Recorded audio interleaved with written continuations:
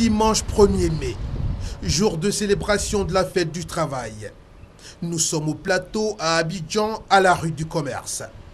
Nos pas s'arrêtent devant cet immeuble, immeuble Symphonie, avant de se diriger vers le bureau du directeur de cabinet adjoint du ministre de la Justice. 24 heures tout juste après la visite du président de la République à Bouna, notre volonté d'en savoir un peu plus sur les enquêtes ouvertes au sujet des violents affrontements du mois de mars dernier dans le département de Bouna, nord-est du pays, nous y conduit. Bernard Kouassi accepte de nous faire le point.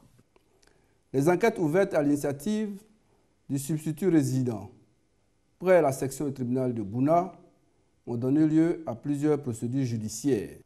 16 personnes ont été arrêtées, jugées et condamnées. Au nombre de ces personnes condamnées, 12 l'ont été pour troubles à l'ordre public. Il s'agit d'individus qui avaient érigé des barricades sur les voies publiques et sur les axes routiers reliant les villages. Les 4 autres ont été condamnés pour violence à agents dans l'exercice de leurs fonctions, détention illégale d'armes à feu et recel d'objets volés.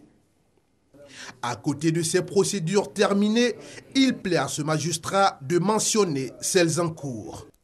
S'agissant des procédures en cours, il faut préciser que 31 affaires sont en traitement au cabinet du juge d'instruction et du juge des enfants pour meurtre, violence et voies de fait, coups et blessures volontaires, détention illégale d'armes à feu, vol en réunion, incendie volontaire de maisons servant à l'habitation et incitation au meurtre. Dans le cadre de ces procédures, 28 personnes sont en détention préventive. Il importe de préciser que le nommé Palais Youléré Jean-Marie, présumé être l'instigateur des affrontements et qui était en fuite, a été appréhendé le samedi 30 avril 2016 en exécution d'un mandat d'arrêt qu'avait discerné le juge d'instruction de Bouna.